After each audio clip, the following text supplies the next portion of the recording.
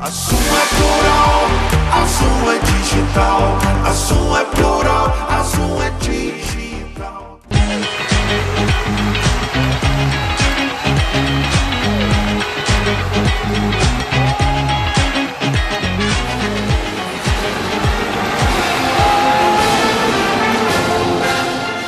Olá, tudo bem?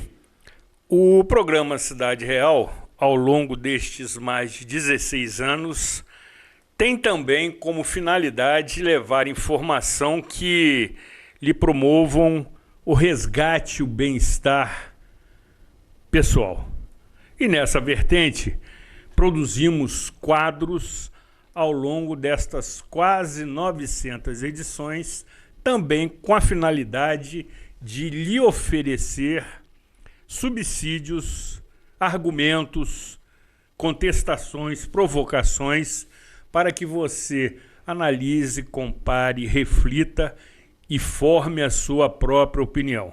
Entendemos que também é um serviço de utilidade pública do programa Cidade Real, quando apresentamos editorialistas extremamente competentes e estudiosos dos temas que discorrem, para que você assim tenha esta oportunidade, como nós, de aprender com os mesmos.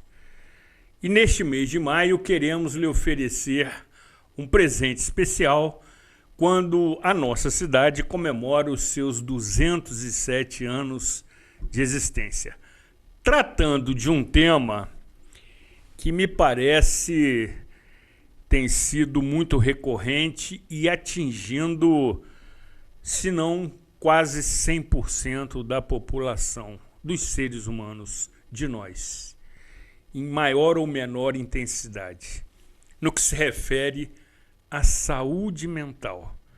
Até porque entre meus mantras costumo afirmar que aquilo que a mente não resolve, o corpo transforma em doença.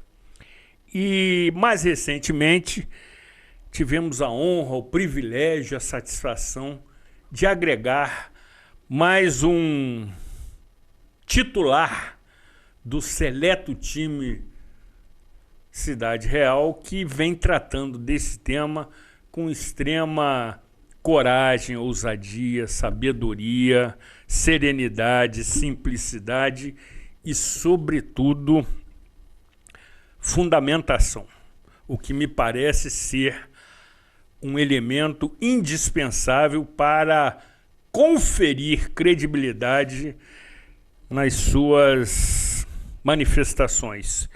Quando esse ilustre convidado, editorialista, integrante do nosso time, desfila o seu talento. Não obstante, nesta edição especial, estendemos tapete vermelho desde a entrada do espaço ARP. Poderíamos estendê-lo até a Igreja Luterana, mas certamente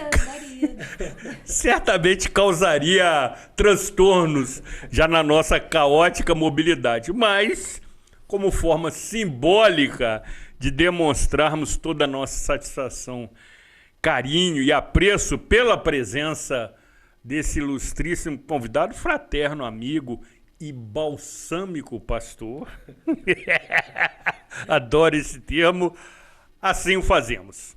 Ou seja, será uma edição absolutamente profilática, sensacional esse termo que eu utilizei nesse momento, na edição de número, atenção, hein?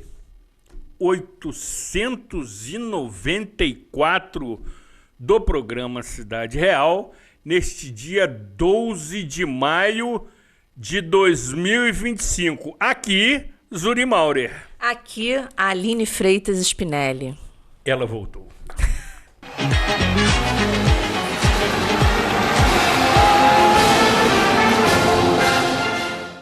Somos mais do que uma empresa de transporte. Somos parte da história da cidade. Com um olhar para o passado, reinventamos o futuro, reforçando laços e gerando a sensação única de pertencimento à Nova Friburgo.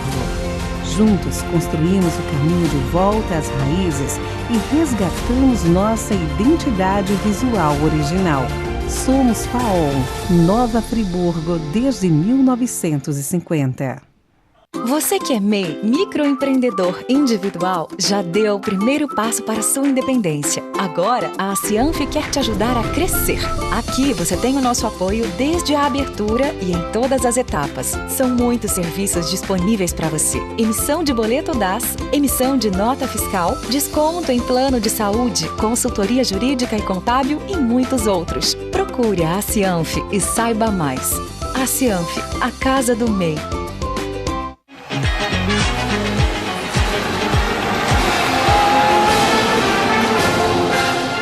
Programa Cidade Real, informação com opinião, tratando nesta edição de um tema absolutamente fundamental, ou seja, a saúde mental, que controla todas as demais. E conforme disse na minha abertura e reitero no início do programa, temos a honra, a satisfação, o privilégio e o imenso prazer de ter a presença do ilustríssimo e balsâmico Pastor Gerson Acker. Seja muito bem-vindo, amigo. Saudamos efusivamente a sua presença conosco. Muitíssimo obrigado. Eu preciso dizer que eu me sinto em casa com vocês, né? Grande guru, né? Aline, obrigado pela calorosa acolhida, né? É sempre um grande prazer estar aqui com vocês, partilhando um pouquinho de conhecimento. Sim, certamente. Pastor, já para lhe provocar, até porque me parece que você fez o dever de casa. Você é sempre muito atencioso com as nossas demandas, discorreu aí... Não, é que esse é por mal... escrito. Não, porque se eu não faço tópicos, eu falo demais, né, gente? Então tem que selecionar informações. Assim, não posso deixar de falar algumas coisas. Me parece didático. E aí, de uma forma assim, bem abrangente, para contextualizarmos o tema, os seres humanos são todos comprometidos no que se refere à sua saúde mental, ou seja, em maior ou menor escala, de maneira mais grave ou mais branda, ou por vezes imperceptível, os seres humanos padecem de uma insanidade mental? Não usaria talvez, né, a palavra insanidade, mas um padecimento de saúde mental, né? Boa.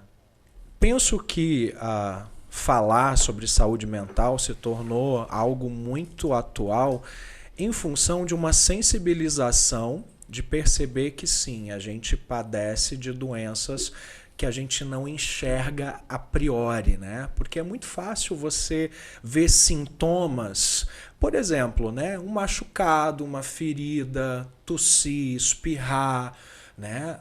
Agora, existem certas enfermidades, né? E aí a gente está falando das doenças mentais, que a priori elas não se apresentam assim, de forma tão escancarada. E eu propus, né, e vou conduzir o nosso bate-papo hoje nesse sentido, da gente pensar um pouquinho, porque falar de saúde mental, né, é um leque gigantesco. E eu pensei de falar um pouquinho na perspectiva, né, da juventude e da adolescência. Eu penso que sim, cada etapa da vida ela traz os seus desafios, traz as suas questões, mas se existe uma geração muito desassistida no que se refere à saúde mental, a meu ver, é justamente adolescência e juventude. E aí eu tomo licença de hoje trazer a minha persona de psicanalista para falar com vocês, o pastor vai ficar guardadinho, né? Certamente. Porque eu acho importante não misturar esses papéis, né? Eu costumo dizer que o pastor Gerson é o pastor da comunidade luterana, ele tem as funções religiosas dele, e também existe o psicanalista Gerson, que trabalha na perspectiva da psicanálise, observando o comportamento humano, né? E desde muito cedo eu sempre tive uma aproximação muito bacana com jovens, Talvez resida aí, né, o meu prazer em lidar com essa faixa etária, né, e de também acolher esse público na dinâmica da minha clínica. Para começar, né, a juventude é uma fatia, se a gente for pensar em faixa etária, muito grande. Alguns estudiosos já apontam o início da adolescência e juventude com 12, 14 anos, e isso vai até os 29 anos. Pensem comigo, uma pessoa de 29 anos tem uma cabeça, uma forma de ver a vida, de se estruturar muito diferente de 12 anos. Mas no senso comum, eles ocupam a mesma fatia que a gente chama de adolescência, juventude. O que caracteriza, em grande parte, a juventude é o que a gente chama de busca de identidade. O Freud vai dizer que é o período em que o indivíduo ele está solidificando o ego dele. O que é esse ego, né? O ego sou o eu, aquilo que me identifica. Não tem nada a ver com egoísmo, né? Às vezes a gente mistura, né? E acha que ser egóico é ser egoísta. Não. Egóico é você saber e entender quais são as suas questões, as suas demandas, os seus desejos, o que te movimenta. Se por um lado você tem o desenvolvimento do teu ego, você também tem no período da adolescência uma cristalização do que é o teu superego. O que é o superego? O superego, segundo a teoria freudiana, é aquele mecanismo que está ali na nossa cabeça, na nossa psique, que vai dizer: isso aqui você não pode fazer, isso aqui não é correto, isso aqui não é socialmente aceitável. O superego é essa régua na qual a gente vai nivelando as nossas atitudes, aquilo que a gente fala. É esse impasse entre eu não posso dizer e fazer e falar tudo o que eu quero. Existe um crivo. Então, na adolescência, tanto o ego quanto o superego, eles começam a se cristalizar e a se definir ainda mais. E principalmente o superego. Agora pensem comigo a confusão mental que é a adolescência e a juventude. Por quê? Esse superego vai entrar em ação querendo polir atitudes, pensamentos, dizendo isso aqui eu não posso, e paralelamente a isso corre o que o corpo vai trazer, que é o quê? Os hormônios, as mudanças, né, de voz, enfim, aquilo que a gente chama de puberdade, né? Os desejos. Então, assim, vai confluir, e por isso que a juventude é uma fase tão conflitante, e aqui eu estou falando primeiro até dos conflitos internos, né? Você tem um mecanismo repressor dentro de você, dizendo que isso você não pode, e ao mesmo tempo uma descarga hormonal que te deixa totalmente desejoso, que te faz estranhar a tua corporeidade, porque é aquela fase que você não é nem adulto e nem criança. Para algumas coisas você é adulto, ou seja, você não pode sair porque você não tem idade, né? E para outras coisas você ainda é considerado criança. Então, assim, é uma fase bastante tensa socialmente, porque esse jovem se questiona: e aí, eu sou o quê? Eu sou criança ou eu sou adulto, né? Então é uma fase meio de limbo. E um outro pesquisador, né, desse período, o Erik Erikson, né? Ele é um desenvolvimentista, porque ele vai catalogando, claro, né, toda a teoria psicanalítica e tal, né, tem prós, contras, né, mas eu acho o instrumental bacana de ser analisado, né? O Erik Erikson, ele divide, né, a vida em 8 ciclos. E um desses ciclos é justamente esse da adolescência, da juventude. E ele vai dizer que esse período acontece o embate entre a identidade e confusão de papéis. A confusão de papéis é justamente esse questionamento pelo ego. Quem eu sou? O que eu quero? Quem eu quero ser? Voltando no quesito sociedade, percebam que a nossa sociedade impõe sobre o início da juventude uma carga de responsabilidade muito grande. Vocês já perceberam que um jovem na casa dos seus 16, 15, 16, 17 anos, muitas vezes se vê na posição de ter que definir o que ele quer para a vida inteira? Né? O famoso o que você vai ser quando crescer. E pensando que com 15 anos, gente, você não viveu nem um terço da sua vida, né? Não é uma proposta quase que injusta colocar sobre essa faixa etária já uma definição tão séria, como se depois a pessoa não pudesse repensar a vida, né? Galgar outros desejos, buscar uma outra profissão, outros tipos de realização, né? Mas percebam a panela de pressão que vai se formando em cima dessa faixa etária. Curiosamente, a juventude sempre foi polêmica em todas as gerações. E aí vem uma questão, né? Temos características como juventude físicas, emocionais, mas não tem como a gente escapar do que a sociedade também vai inserindo e vai inculcando na gente, né? O Jung chama isso de inconsciente coletivo, né? Existem certas informações que, de uma forma inconsciente, toda uma geração absorve. Vou dar um exemplo.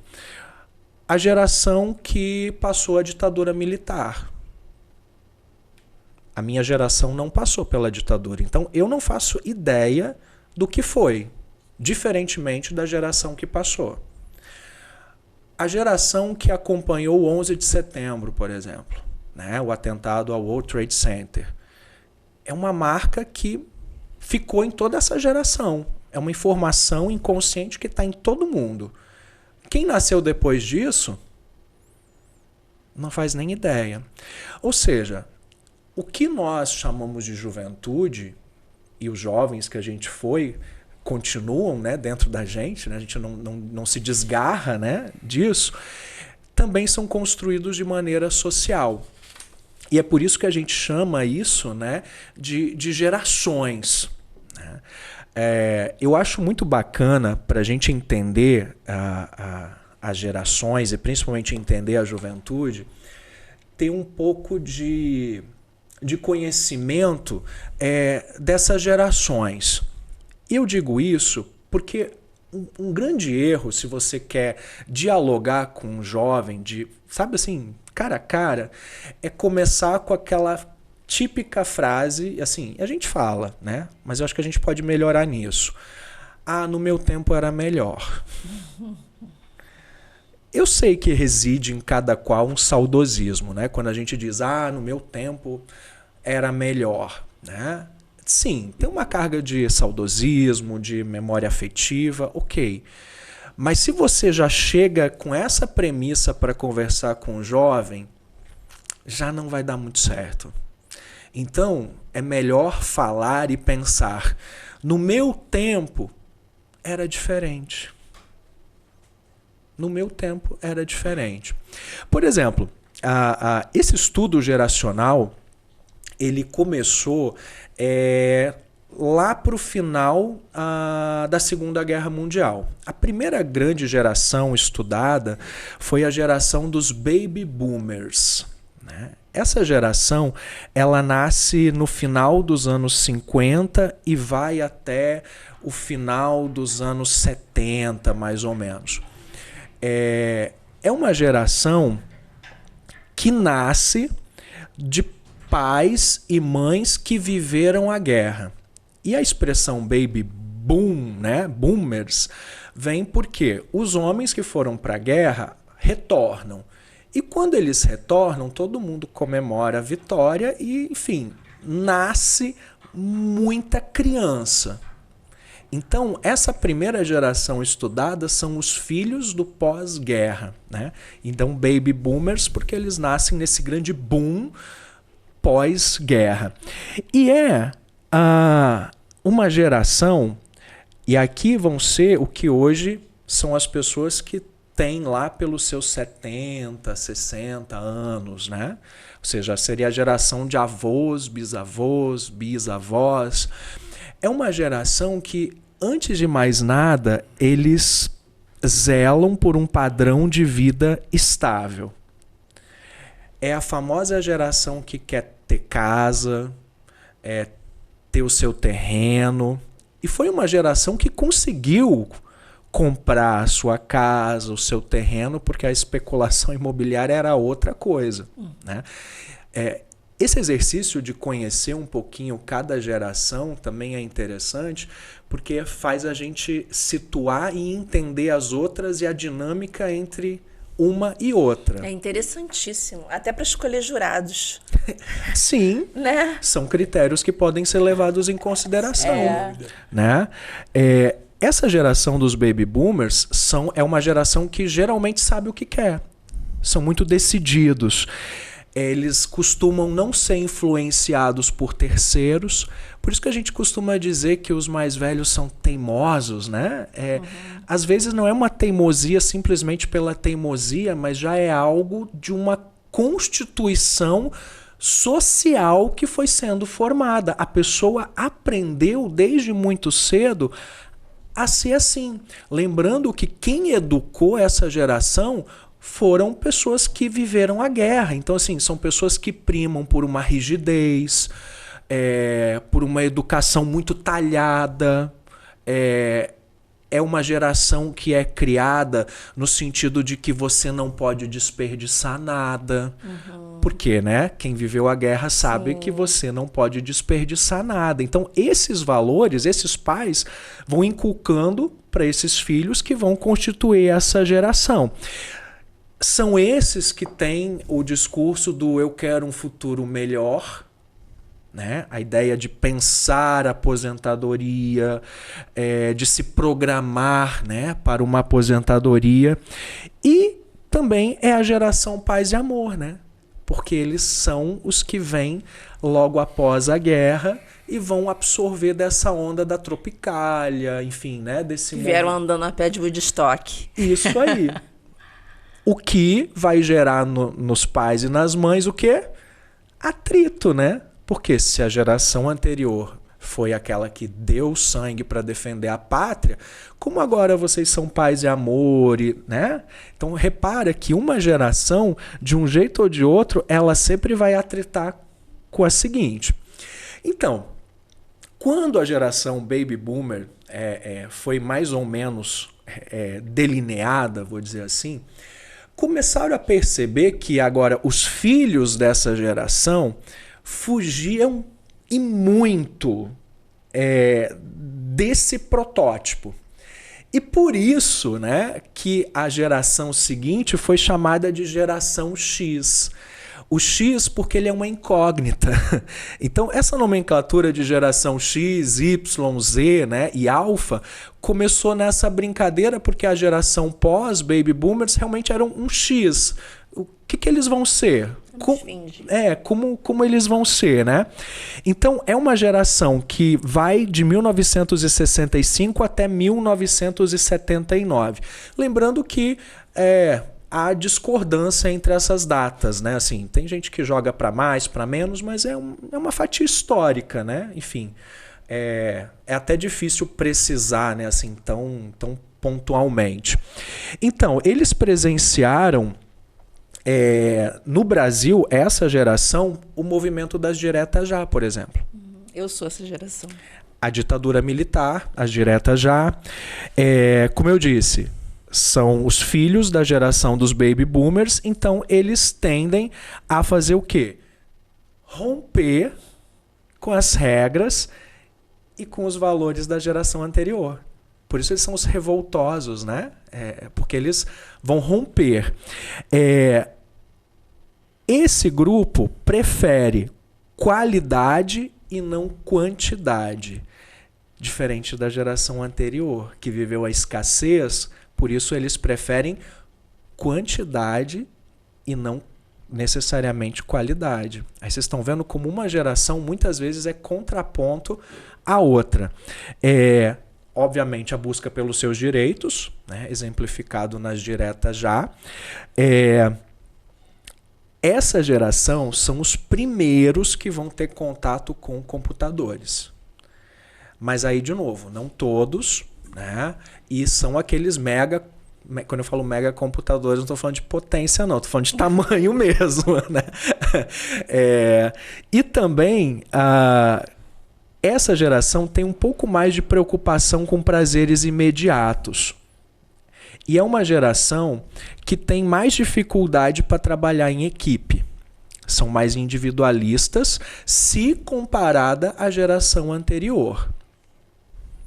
Mas já adianto a vocês, esse é um movimento que vai ficando cada vez mais delineado de uma geração para outra, a questão da individualidade. Talvez a geração dos baby boomers é a que soube mais trabalhar em equipe. Depois disso, isso vai minguando cada vez mais, né? É uma geração, então, que, claro, vai contrastar com a anterior e vai contrastar muito com a próxima geração, que é a geração Y.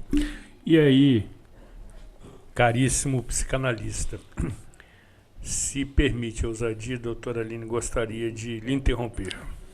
Não. Eu quero ouvir a sequência do raciocínio para entender o que é a geração Y e, principalmente, essas mudanças da X para Y e para Z. Vamos lá, pastor. Não interrompe, não. Tá muito bom. Então, na verdade, eu estou fazendo esse discurso porque eu quero chegar na geração Z, que é o nosso tópico são os jovens e adolescentes hoje. Certamente. Mas eu entendo que para a gente compreender essa geração de jovens hoje, a gente tem que entender como foram as gerações anteriores, né? Eu acho que no contraste a gente consegue também entender essa crise geracional. Por que às vezes os avós têm tanta dificuldade de conversar com os jovens, né? Porque percebam que o modus operandi de pensar foi construído num período histórico totalmente distinto e não tem como fugir disso, né?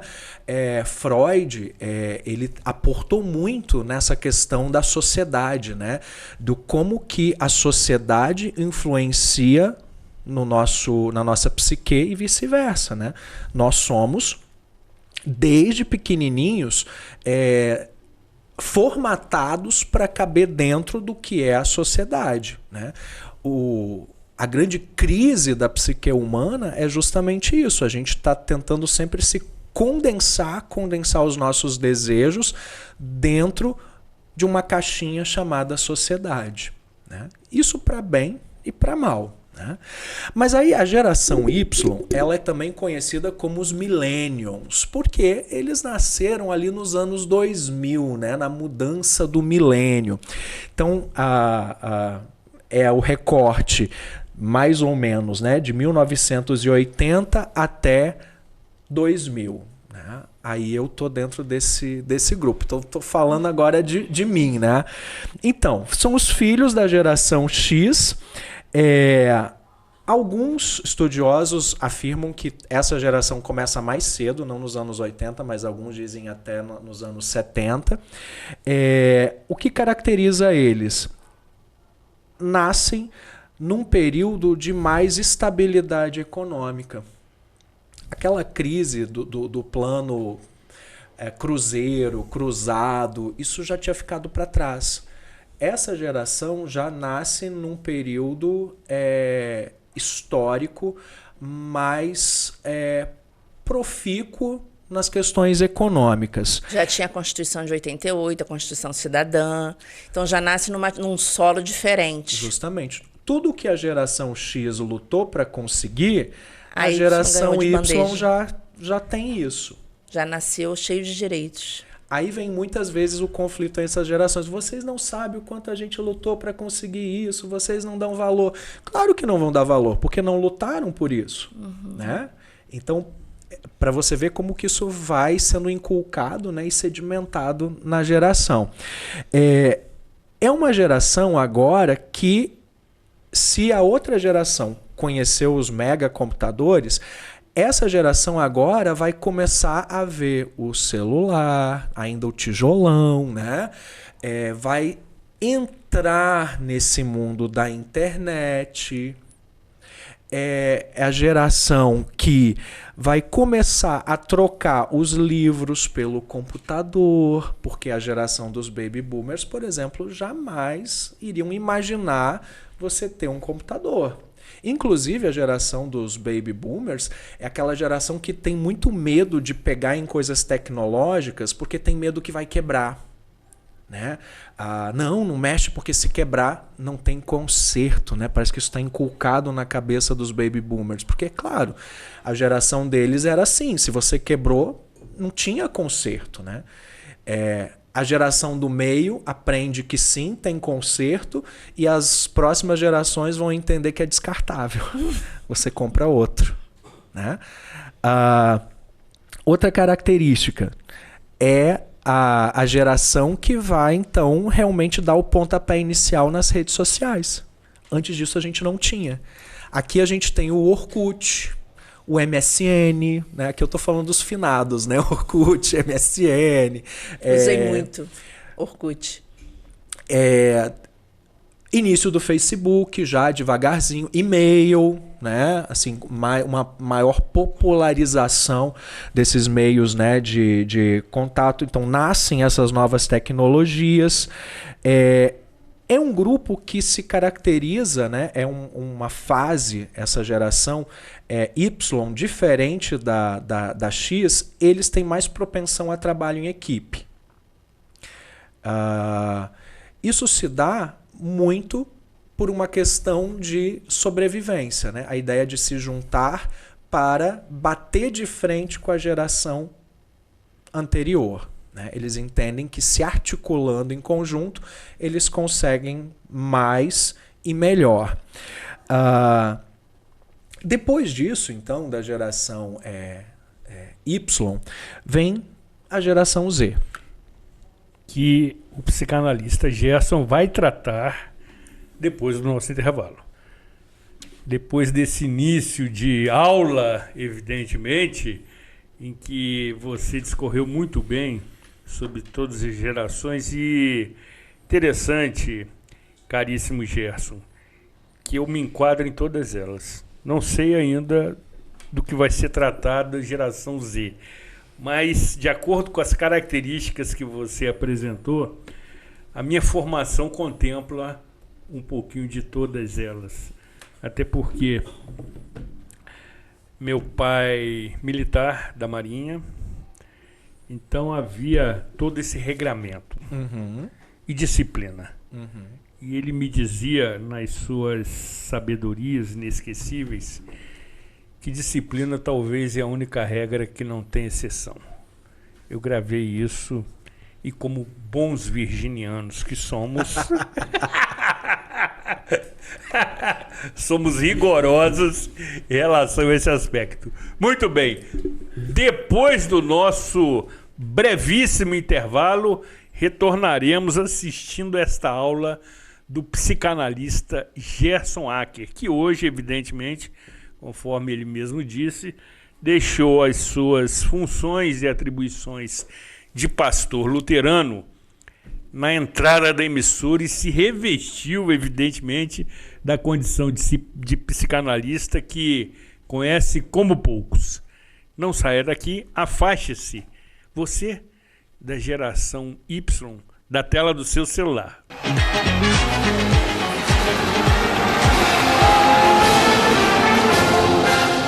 Você que é MEI, microempreendedor individual, já deu o primeiro passo para a sua independência. Agora, a Cianf quer te ajudar a crescer.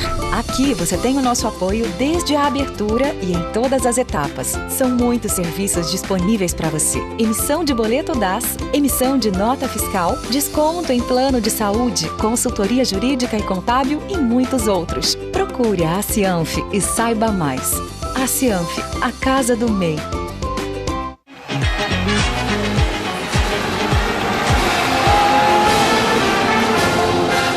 Programa Cidade Real, informação com opinião e nesta edição com orientação.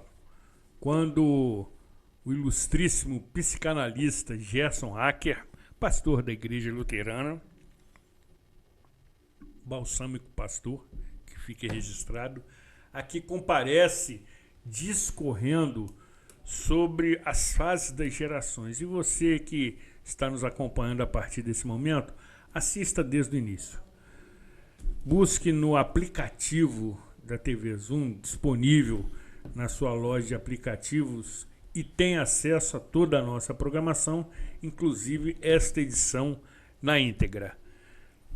Abordaremos agora a geração Z. Justamente, que são os nossos jovens agora, né, em tempo real. A geração Z também é chamada de Zoomers. A Y são os Millennials, né? A geração Z são os Zoomers. É uma geração, então, que nasce a partir dos anos 2000, 2010. Né? Em grandes traços, eu posso dizer que eles lembram muito a geração Y, no que se refere à conectividade. Já é uma geração que nasce com o celular, Exatamente. já nasce com a internet. Saem da maternidade com chip. Sim, praticamente. Uma alta conectividade com as pessoas, a ponto de dizer assim que sentar numa mesa para conversar assim é menos importante do que eu estar conectado com os meus amigos, conversando com eles através de WhatsApp, através de rede social. Então aqui a gente já vê uma mudança no sentido de prioridades. Né? Você prioriza os seus contatos virtuais em detrimento do contato pessoal. Né? Essa geração é a geração que tem os pais super protetores. É. Mas eu tenho um filho da geração Z. Sou muito preocupado com ele, muito atento, muito vigilante. Me considero em determinadas situações pai coruja, assumido, mas não super protetor. Mas talvez seja sem saber. Não, acho que, Zuri, é importante dizer, né, que esses estudos de tipologia, eles não querem botar todo mundo dentro, né, de um frasco e fechar. Né? Eu acho que eles dão para a gente um panorama e, claro, não se pode generalizar. Né? Porque tem outros fatores que incorrem aí que podem ser um fator diferencial. Particularmente, eu acho que o contexto onde a pessoa vive, onde a família vive, faz uma diferença muito grande. Interior e urbanidade. Isso já faz uma diferença muito grande. Embora que atualmente eu veja um estreitamento disso em função das redes sociais, né? A questão de você morar no interior não muda em nada nessa dinâmica da conectividade. Né? Então, assim, acho que aí aqui já é um fator diferenciado.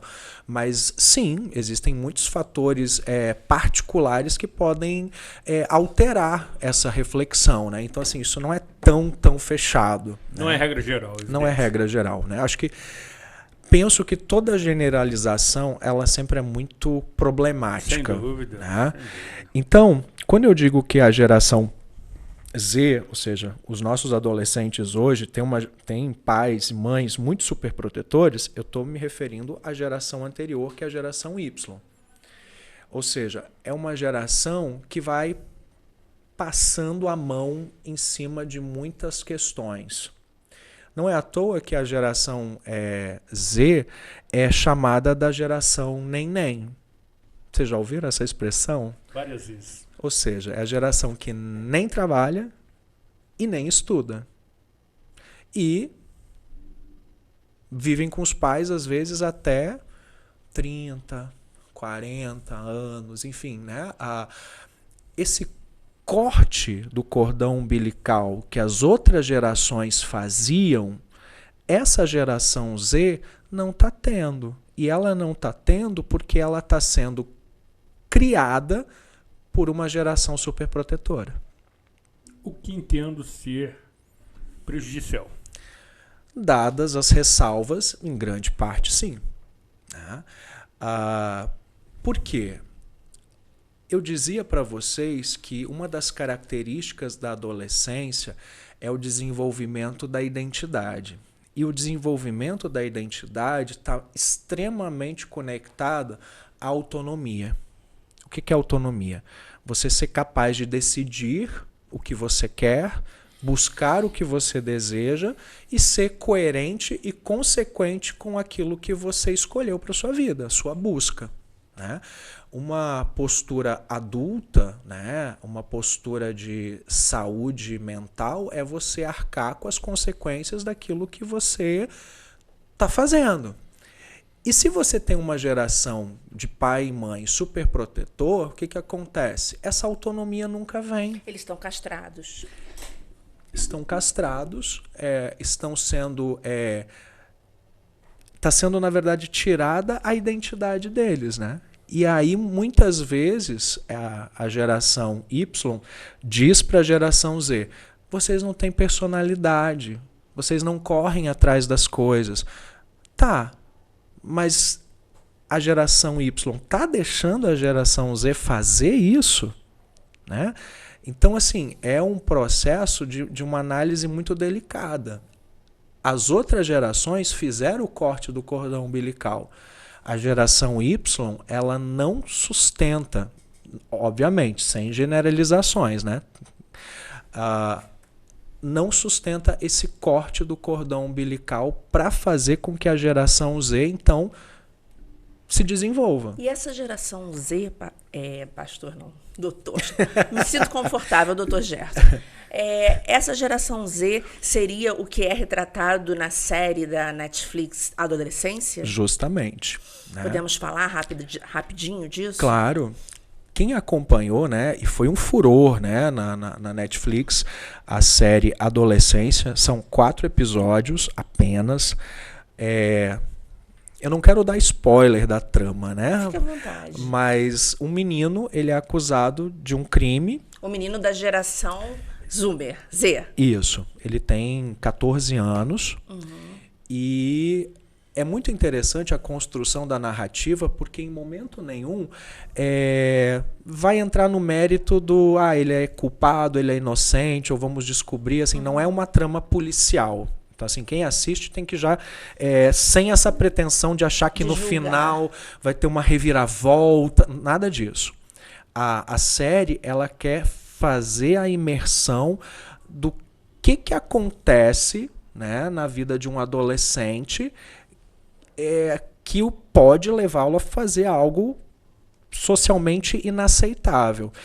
E a base, né, e isso que é muito interessante, é uma família comum, é uma família normal. É um pai, a mãe e uma irmã. Isso. É uma irmã adolescente amorosa, é um pai e uma mãe, ambos com seu trabalho, que tem uma relação bacana. Você vê que o pai e a mãe têm uma troca legal, meio que para dizer que essas situações podem acontecer na família de qualquer um, assim, nas melhores famílias, né? Porque às vezes a gente começa a achar que um jovem com problema vem de uma família problemática. Entende? E não é isso. Tem, óbvio, né? A gente não tem como fugir do nosso entorno. Eu sempre digo, se você faz análise, se você faz algum tipo de psicoterapia, se você em algum momento não leva o seu pai e a sua mãe para o divã, não está acontecendo a análise. Porque tem muitas coisas ali atravessadas que sim, fazem parte da vida de qualquer pessoa. Essa construção social que a gente está falando nas gerações também permeiam a vida da pessoa. E a série em si vai focar num outro aspecto de que,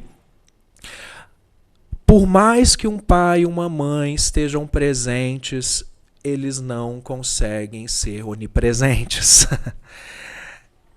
Porque a série vai desvelando os contatos, os diálogos que o menino tem nas redes sociais, aí, enfim, toda a questão do cyberbullying, enfim, e do que vai levar, né, e é muito... O terceiro episódio da série, e eu, quando gosto de um conteúdo, eu vou atrás para saber as curiosidades e tudo. A primeira cena gravada da série foi o terceiro episódio, que é só o menino e a psicóloga responsável, então, por fazer, digamos, um perfil psicológico do menino. É 1 hora e pouquinho esse episódio. Você não respira. São só os dois, uma mesa, e os dois conversando o tempo inteiro. E ela vai fazendo perguntas, ele questiona, por que você está me perguntando isso? E um menino que parece super pacato, tranquilo, ele vai se inflamando a ponto de uma hora levantar e jogar cadeira, né? E você pensa, gente, mas que raiva é essa guardada nesse menino? Sim. Eu não assisti ainda, mas eu estou ouvindo algumas pessoas, cada um traz a sua visão e a sua narrativa. Uhum. E eu ouvi recentemente uma pessoa falando que o menino, segundo essa pessoa, ele não teria respeito pelas mulheres, pelo sexo feminino. Que ele via o pai, entre aspas, a pessoa me falando, que ele via o pai desvalorizar o sexo oposto. E, por conta disso, ele não tinha apreço pelo sexo oposto. Isso confere, pastor, com a sua visão? Então, Fique à vontade, tá? Eu não assisti, eu tô falando o que eu ouvi. Certo. Não, ao meu ver, não. Ao meu ver, eu vi a relação do pai e da mãe de uma forma que eu poderia dizer saudável, comum. Não vejo que o pai tinha uma questão ali de menosprezo ao sexo feminino. Mas tem toda a questão do menino ali nas questões de rede social, porque tem uma coisa de comparação ali das gangues, né, dentro do mundo da internet, que sim tem um caráter muito misógino. Então, o menino tem contato ali, através do mundo virtual, com essa misoginia. E isso vai sendo inculcado nele. Nossa. Então, isso sim, minha leitura é essa. Volto a dizer, pai e mãe são influências importantes, mas eles também não são tudo. Ainda bem, né? Graças a Deus. Ainda bem. Inclusive, né, Winnicott, que era um pesquisador da primeira infância, né, ele dizia que uma mãe tem que ser suficientemente boa. O que é ser o suficientemente boa? Porque se você é suficiente demais, desculpa a terminologia que eu vou usar, né? Mas o seu filho se torna um banana, porque ele não vai desenvolver autonomia, porque sempre tem alguém que vai decidir por ele. Então, certamente. Por que eu preciso pensar se tem alguém que pensa por mim, né? E a total displicência também é muito ruim, porque não tem ninguém que me ama. Ninguém se preocupa comigo, ou seja, vem uma baixa estima ali, vem uma depressão, vem um deslocamento, eu não faço parte disso. Seria, agora pensando, né, no cultivo de plantas, a superproteção é encharcar a planta todo dia. Você bota tanta água que a planta morre. Ótima analogia, adorei. E, né, o outro lado é você esquecer que você tem que molhar a planta vez e outra. E aí a planta seca, né? E morre porque ela não teve cuidado. Então, o suficientemente bom que o Winnicott fala é isso. É na dose certa, na medida certa, para a pessoa se sentir amada, mas ao mesmo tempo livre. Né? O que é um desafio. É um desafio. Winnicott te ensinou como fazer isso? Aqui a gente fala de mundo ideal, né? Mas claro, eu acho que a gente... Perdoa a brincadeira. A gente traz isso para reflexão do que a gente pode fazer humanamente falando, né? Então, essa geração, né? como eu disse, né, neném, eles têm, diferentemente da outra geração, agora eu estou comparando com a geração dos baby boomers, né, a questão do prazer imediato. Eu não preciso ficar na mesma profissão a vida inteira. Eu não quero ficar na mesma profissão a vida inteira. Essa era a grande meta dos baby boomers. Então, por isso que hoje você tem um avô, uma avó que tem muita dificuldade de entender por que esse meu neto, adolescente, jovem, trabalha alguns meses aqui, depois trabalha acolá. Porque, assim, essa ideia de carreira, dessa solicidade, né, essa coisa sólida, isso não é mais importante. É uma coisa muito mais do rápido, do efêmero. O trabalho não é mais aquilo que me identifica, que é muito diferente das gerações anteriores, né? Sim, muito diferente. Muito diferente. E não sendo, isso muda tudo, né, doutor? Porque em não sendo mais o trabalho que identifica a geração, uma geração que não tem esse pertencimento, esse sentimento de pertencimento, porque talvez tenha sido molhado demais a planta, ou não, mas a falta dessa... Quando a gente se apresenta, ou quando a gente faz algum teste, que eu fazia esses testes para escolher a profissão, que eu esqueci o nome. Teste vocacional. Né? Eu não sei se isso ainda existe. A minha geração eu fazia. Eu acho que é demodê hoje. Gente, eu tô velha, né? Eu tô velha. Mas eu hoje, toda vez que eu vou me definir, antes de falar muita coisa, eu falo da minha profissão, que é uma coisa da geração X. Né? E essa geração Z, como que ela se vê? Aí é que tá. Ela não se vê aqui, agora. Ela se vê na tela do celular. Meu Deus. Né? Ou seja, é o famoso penso, tiro uma selfie, posto, aí eu existo. Ou seja, muitas vezes a válvula de escape, né, é esse avatar que a pessoa cria nas redes sociais. Ou seja, não é à toa que hoje os jovens, né, assim, têm essa ideação com essa figura do influencer. Né? Ou seja, eu quero ser alguém que influencia as pessoas. Isso a nível de rede social. Então, é muito mais um reconhecimento por likes do que efetivamente por uma construção monetária. Enquanto que as outras gerações, né, baby boomers, X, a Y ainda, tem essa coisa, não, eu quero ter um salário no final do mês, eu quero, né, construir, ter a minha casa. A geração Z, ela prefere likes. A geração Z, ela não tem nem a noção do que seria uma função social do trabalho dela, porque ela não vê, não enxerga nada desses valores. Sem generalizar, claro, mas claro. Passa por isso, sim. Passa por uma situação muito mais daquilo que gira ao redor do meu eu, e por isso que também é uma geração que tem muita dificuldade com coletividade. E deve ser uma geração muito difícil de tratar psicologicamente, porque se eles não têm essa noção de quem são eles, a não ser a partir do meta, do avatar, daquela construção, daquele personagem ali, como que você trata no seu consultório essa geração Z? Então, a tua fala já traz o primeiro insight. Ajudar essa pessoa jovem a entender quem ela é, né? De que ela não é o avatar, de ela se apoderar da história dela, das questões dela, né? Assim, quem me forma, quem sou eu, né? O que eu realmente desejo, né? Óbvio que na dinâmica da clínica, né, quem traz a demanda é o indivíduo. E o que é muito comum na pessoa jovem, ansiedade, né, lidar com todas essas questões e essa comparação que vem, né, de uma forma inconsciente das outras gerações, né, a depressão, baixa estima, né, porque o jovem em si, nessa mudança corporal, já naturalmente.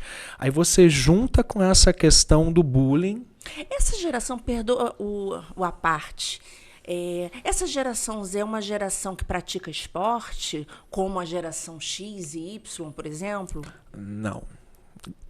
Salvo exceções, como Sim. sempre, mas é uma geração que prefere muito mais um celular, videogame. um jogo virtual, né? Porque o espaço de socialização é o espaço social da internet, do celular. Ou seja, é aquela cena de você ter aquele grupo de jovens junto que você vai ver ninguém falando com ninguém. É um silêncio total. Mas tá todo mundo ali conversando, né? Às vezes no mesmo ambiente. No mesmo ambiente, conversando entre si, lá no grupo, lá no WhatsApp, lá no... né? Dentro da mesma casa. Caríssimo Gerson, já estamos nos estertores do tempo. Adoro esse termo também. E aí, para quem está nos assistindo atentamente, qual a sua breve orientação nesses minutos derradeiros para que uma geração saiba lidar com a próxima geração? Porque isso significa rever valores e comportamentos, o que não é simples, mas é necessário. Ou seja, como estabelecer uma convivência harmônica entre essas gerações? Primeiro, eu penso que há que se entender que não existe juventude, existem juventudes. É um plural. Então, partindo do pressuposto de que existem juventudes, de que a minha geração não é a melhor, a minha geração é diferente da que veio depois, e que a minha geração é responsável pela geração subsequente. Às vezes a gente acha que a outra geração virou o que é por culpa dela própria. Não. A geração posterior é fruto da geração anterior, das coisas que a geração acertou e errou, ambos entre aspas, né? Porque isso também é relativo. No segundo momento, a questão do diálogo. Não ter medo de conversar com aquilo que você não entende. Eu vejo que muitos pais, mães, né, têm dificuldade de conversar, de querer entender, de se colocar, digamos assim, num papel mais, entre aspas, inferior e de se colocar no lugar de aprendiz. Seria né? menos autoritário, né? E mais influenciador. Justamente, né? Tentar fazer parte desse contexto, mas lembrando que você é pai e mãe, não é amigo e amiga. Também se fazer esse corte de função, né? Como pai e mãe, você tem que exercer uma autoridade, que sim, pode ser amigável, mas não é o papel do amiguinho, da amiguinha do seu filho, da sua filha, né? E claro, para esse diálogo ser frutífero, empatia. Se você não exercitar o colocar-se no lugar dessa pessoa jovem, dificilmente você vai poder falar e muito menos você vai ser ouvido. Precisamos encerrar. Na certeza de que o seu retorno acontecerá assim que a sua concorrida agenda permitir, mas de toda forma, caríssimo Gerson, eu quero agradecer, evidentemente, o conteúdo compartilhado, a sua sabedoria e, sobretudo, a sua simplicidade, que é um grande diferencial, mas também por ter proporcionado o retorno de doutora Aline ao programa.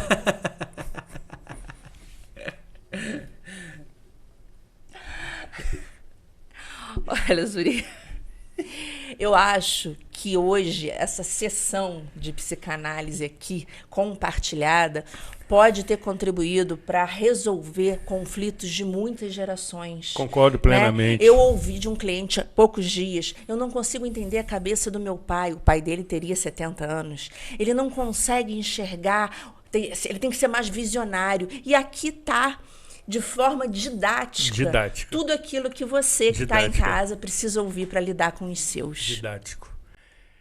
Pastor, agora reassumindo a sua função na Igreja Luterana, seja muito bem-vindo, gostamos muito de você.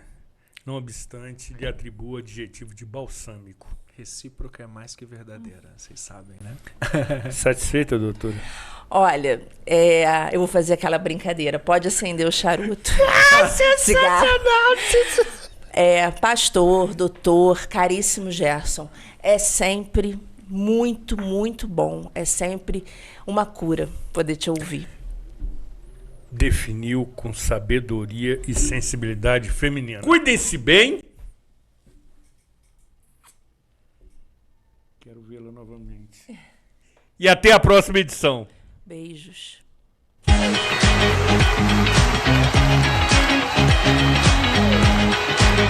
Thank you.